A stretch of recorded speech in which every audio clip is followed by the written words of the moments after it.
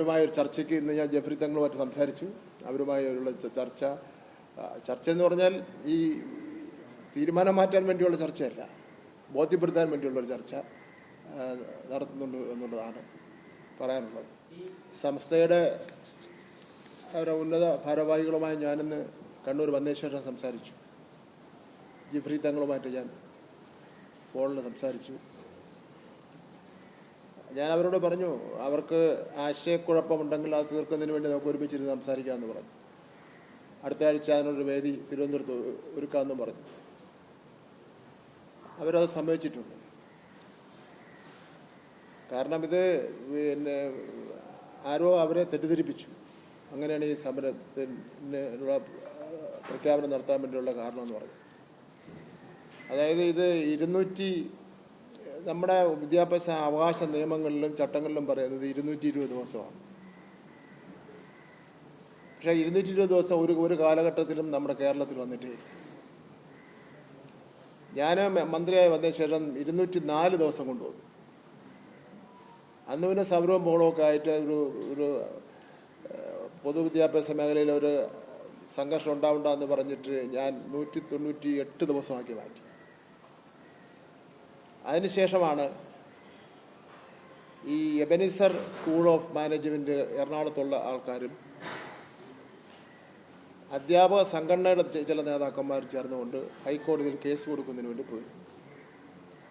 ഹൈക്കോടതി പറഞ്ഞു, നിങ്ങൾ കുട്ടികളുടെ വിദ്യാഭ്യാസമാണ്, നിങ്ങളൊരു കമ്മീഷനെ വയ്ക്കാൻ വേണ്ടി പറഞ്ഞു. ഒരു കമ്മീഷനെ ഉന്നതതലത്തിലൊരു കമ്മീഷനെ വയ്ക്കുകയുണ്ടായി.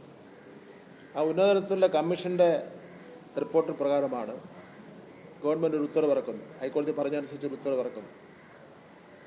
ആ ഉത്തരവെന്ന് പറയുന്നത്, ഒന്ന് ഹൈക്കോടതി ഉത്തരവ്, 2 വിദ്യാഭ്യാസ അവകാശ നിയമം, മറ്റ് ചട്ടങ്ങൾ, ഇതെല്ലാം കൂടെ വെച്ചുകൊണ്ടുള്ള ഉത്തരവാണ്. ആ ഉത്തരവ് ഇറങ്ങി അധ്യാപക സംഘടനകളായിട്ടൊക്കെ സംസാരിച്ചു. അവരെല്ലാം അത് അക്സെപ്റ്റ് ചെയ്തു. കോടതി വിധിയും കാര്യങ്ങളുമാണ്.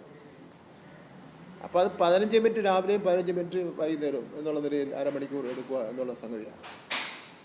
അപ്പോൾ അത് പറയുമ്പോൾ തന്നെ നമ്മൾ മനസ്സിലാക്കേണ്ടത് UP, ബീഹാർ, ഗുജറാത്ത്, ആന്ധ്രാപ്രദേശ്, കർണാടക ഇതെല്ലാം 240 ദിവസം വരെ പോവുകയാണ്. കുട്ടികൾക്ക് പഠിക്കുന്നതിനുള്ള സമയം 240 ദിവസം വരെ പോവുകയാണ്. നമ്മുടെ മലപ്പുറം ജില്ലയിലും കോഴിക്കോട് ജില്ലയിലും തന്നെ എടുത്തു കഴിഞ്ഞാൽ അൺഎയ്ഡഡ് സ്കൂളുകളായി നടത്തുന്ന വിദ്യാഭ്യാസ സ്ഥാപനങ്ങൾ 9 മണിക്ക് തന്നെ ക്ലാസ് തുടങ്ങുകയാണ്. അവിടെല്ലാം 9 മണിക്ക് തുടങ്ങുകയാണ്. ഗൾഫ് രാജ്യങ്ങളിലാണെങ്കിൽ നമുക്ക് 10 സ്കൂളുണ്ട്, അവിടെ 9 മണിക്ക് ക്ലാസ് തുടങ്ങുകയാണ്. ഗൾഫ് ഭരണാധികാരികൾ നടത്തുന്ന സ്കൂളുകൾ 9 മണിക്ക് ക്ലാസ് തുടങ്ങുകയാണ്. എന്ന് മാത്രമല്ല, ഇവരാരും മനസ്സിലാക്കാത്തൊരു പ്രശ്നമെന്ന് വെച്ചാൽ 8, 9, 10 ഈ 3 ക്ലാസ്സിനെ ഇത് ബാധകമുള്ളൂ. ഈ 3 ക്ലാസ്സിൻ്റെയും കുട്ടികളെ എണ്ണം എടുത്താൽ ഈ മതപഠനത്തിന് പോകുന്നത് വളരെ ചുരുക്കം ആൾക്കാർ മാത്രമേ ഉണ്ടാവുള്ളൂ. 1 മുതൽ 7 വരെ ഇല്ല. ഈ സമയം മാറ്റം ഒന്നും വന്നിട്ടില്ല. അതെല്ലാം അവരെല്ലാം ഇപ്പോഴാണ് അതെല്ലാം അറിയുന്നത്. അപ്പോൾ അതുകൊണ്ട് എന്തായിരുന്നാലും വളരെ സമാധാനപരമായി പോകുന്ന ഒരു രംഗമാണ് മറ്റു മേഖലയെ പോലെ തന്നെ പൊതുവിദ്യാഭ്യാസ രംഗവും. അപ്പോൾ അതുകൊണ്ട് അവരുമായി ചർച്ച ചെയ്യാം. അവർ മാത്രമല്ല, മറ്റാരും ഇതുമായിട്ട് ബന്ധപ്പെട്ട് പ്രതിഷേധിക്കാൻ വന്നിട്ടില്ല. മറ്റെല്ലാവരുമായിട്ടും സംസാരിക്കാം. നമ്മളെ സംബന്ധിച്ചിടത്തോളം 47 ലക്ഷം വിദ്യാർത്ഥികൾ കേരളത്തിൽ പഠിക്കുന്നുണ്ട്. എല്ലാവരുടെയും ഒരു താല്പര്യമാണ് നമുക്ക് സംരക്ഷിക്കാൻ വേണ്ടി കഴിയൂ. അതാണ് ഗവൺമെൻറ് നിലപാടെന്ന് പറയുന്നത്. എന്നാൽ ഗവൺമെൻറ് ഏതെങ്കിലും വിഭാഗത്തിൻ്റെ വിശ്വാസത്തിനോ അവരുടെ പ്രാർത്ഥനയ്ക്കോ ഒന്നും നമ്മൾ എതിരില്ല. പക്ഷേ നമ്മളെ സംബന്ധിച്ചിടത്തോളം കുട്ടികളുടെ വിദ്യാഭ്യാസം, അവരുടെ അക്കാഡമിക്കായിട്ടുള്ള മുന്നേറ്റമാണ് ഏറ്റവും പ്രധാനപ്പെട്ട കാര്യമായി വന്നിട്ടുള്ളത്. അപ്പോൾ അതുകൊണ്ട് അവരുമായൊരു ചർച്ചയ്ക്ക് ഇന്ന് ഞാൻ ജെഫ്രി തങ്ങളുമായിട്ട് സംസാരിച്ചു.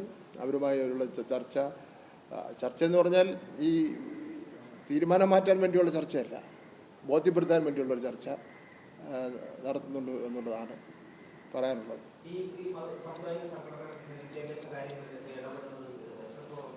സമുദായ സംഘടനകളൊന്നും അവർ സമുദായത്തിൻ്റെ കാര്യങ്ങളിലും മതത്തിൻ്റെ കാര്യങ്ങളിലും ഇടപെടുക, വിദ്യാഭ്യാസത്തിൻ്റെ കാര്യത്തിലും ഒക്കെ തന്നെ ഇടപെടുന്നതിന് വേണ്ടി ഗവൺമെൻറ്റുണ്ട്, ജനങ്ങൾ തിരഞ്ഞെടുത്ത ഗവൺമെൻറ്റുണ്ട്.